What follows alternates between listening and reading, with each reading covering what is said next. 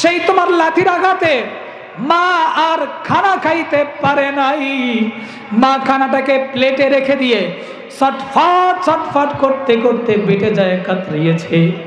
এই কষ্টটা তোমার জন্য তোমার মা করেছে। সমস্ত মানুষ দুনিয়ায় সারাদিন কর্মব্যস্ততা মাঝে শেষ করে দিয়ে রাত্রিবেলা আরামের ঘুম ঘুমাইতে গিয়েছে, তোমার মাও ঘুমাইতে গিয়েছে। ঘুমানোর অবস্থায় যখন ঘুম আসবে অথবা মাঝরাতে তুমি এমন জোরে মার কলিজায় একটা লাথি মেরেছ, তোমার লাঠির আঘাতে মা ছটফট ছটফট করতে করতে ঘুম থেকে জাগনা পেয়ে বালিশ ধরে চিপে কান্না করেছে। তোমার মা ঘুমাইতে পারে নাই, ঠিক মতো খানা খাইতে পারে নাই। এইটা তোমার জন্য তোমার মা কষ্ট করেছে। সুতরাং হে পৃথিবীর সন্তান, তোমার মার হকে তুমি কষ্ট দিতে পারো না।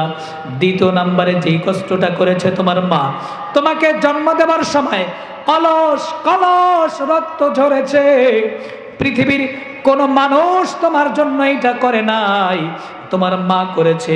হে সন্তান, সেন্স লেন্স হয়েছে তোমাকে জন্ম দিতে, যে তোমার কান্নার আওয়াজে মা হুশ এসেছে। হে পৃথিবীর সন্তান, এই মাকে তুমি কষ্ট দিও না।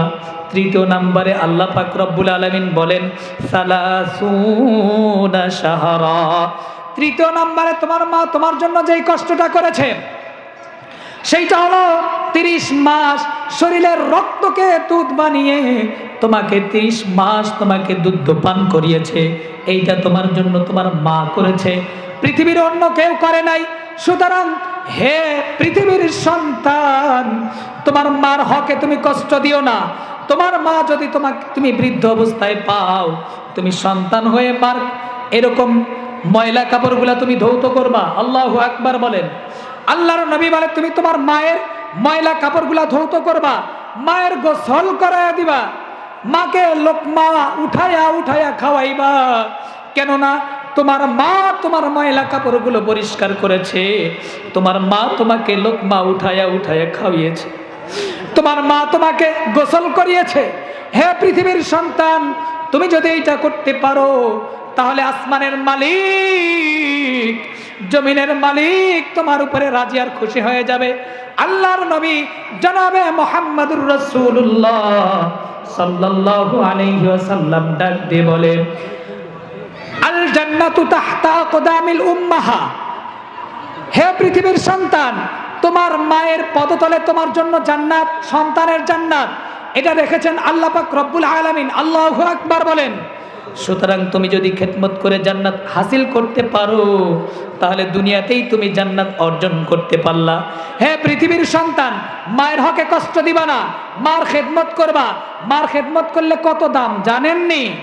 আল্লাহর নবী জনাবে মুহাম্মদুর রাসূলুল্লাহ সাল্লাল্লাহু আলাইহি ওয়াসাল্লাম এর জামানায় আল্লাহর নবীকে একজন মহব্বত করতেন, তার নাম ওয়াইস কুরনি। কি কুরনি?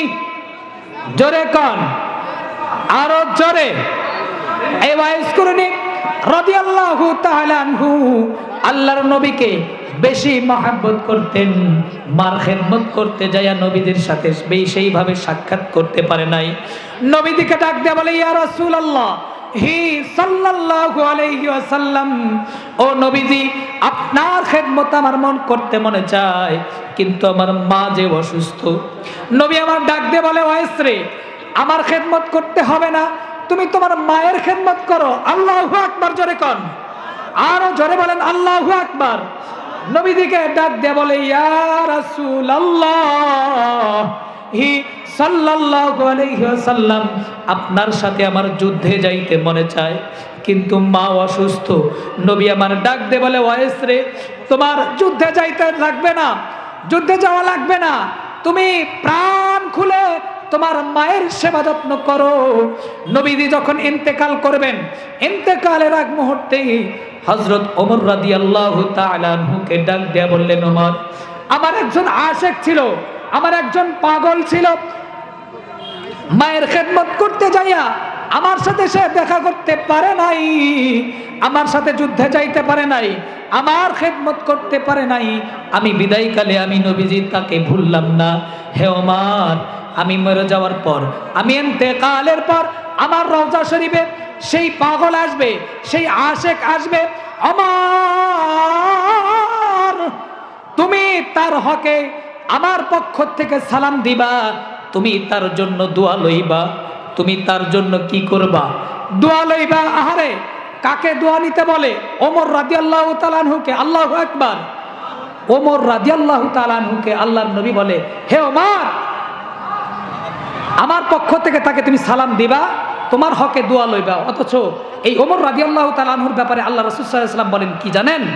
যে আনা খাতামুন নাবিয়্যিন লা নাবিয়্যা বা'দি, আমার পরে আমি শেষ নবী, আমার পরে আর কোনো নবী আসবে না। হ্যাঁ, আল্লাহ পাক রব্বুল আলামিন যদি কাউকে নবী বানাইতো তাহলে লাকানা ওমর, ওমরকে নবী বানাইতো। আল্লাহু আকবার বলেন। অথচ শুধু কি তাই, আল্লাহ পাক রব্বুল আলামিন এই ওমরের জিহ্বাটা এত দামি, এত দামি যে এই ওমরের জিহ্বা দিয়ে যা বের হয় আসমান থেকেও সেটাই বের হয়। আল্লাহু আকবার। এরকম 21 জায়গায় কোরআনুল কারীমের আয়াত এই ওমরের পক্ষে নাজিল হয়েছে। সেই ওমর রাদিয়াল্লাহু তাআলা আনহুকে বলতেছেন, ওমর, তুমি তোমার হকে দোয়া লইবা, আমার গুনাহগার উম্মতের জন্য তাকে একটু প্রাণ খুলে দোয়া করতে বলবা। আল্লাহু আকবার। কেন? কেন? আল্লাহর নবী জনাবে মুহাম্মদুর রাসূলুল্লাহ বলেন, হে ওমর, কেন সে দোয়া করবে? কারণ হচ্ছে সে মার খেদমত করেছে, মার খেদমত করতে করতে আল্লাহ পাক রব্বুল আলামিন এত তাকে মহব্বত করেছে, এত ভালোবেসেছে, তার মর্যাদা এত দিয়েছে যে তার জবান থেকে যদি কিছু চায় আসমানের মালিক সেটা ফিরিয়ে দেয় না। আল্লাহু আকবার। মার খেদমত করলে দোয়া কবুল হয়। আল্লাহু আকবার বলেন। এজন্য মার খেদমত করবো তো ইনশাআল্লাহ। জোরে কোন করবো তো ইনশাআল্লাহ। যার মা নাই সে বুঝে মায়ের কি যন্ত্রণা। আহারে, আমাদের মা জীবিত আছে, যত রাত্রিবেলাই যায় মা বলে একটা বার ডাক দিলে সাথে সাথেই মা দরজা খুলে দেয়। আল্লাহু আকবার। শুধু কি খেদমতের দাম?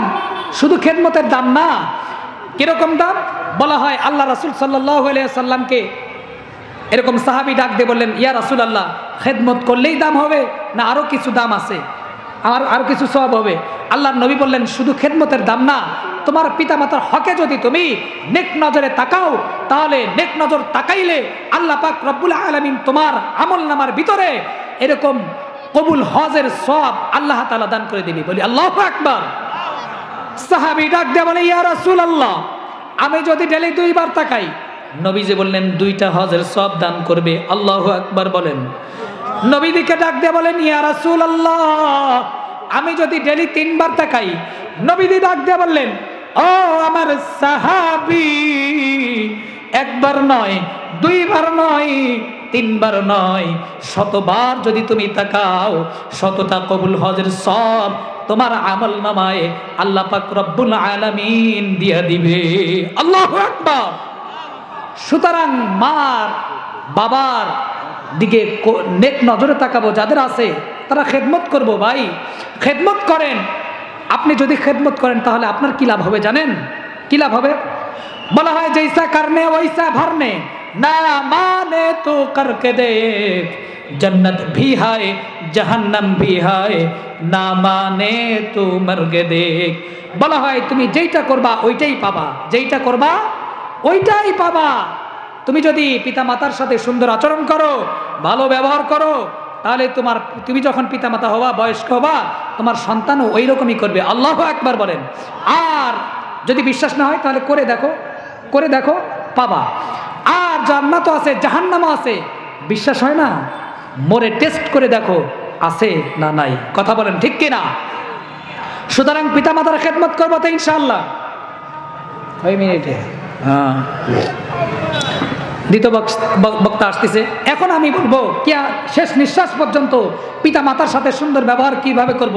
যাদের পিতা মাতা এখানে জীবিত আছে তারা তো খেদমত করে জান্নাত হাসিল করব, তাদের দেখে দেখে এরকম নেক সওয়াব পাবো, কবুল হজের সওয়াব পাবো।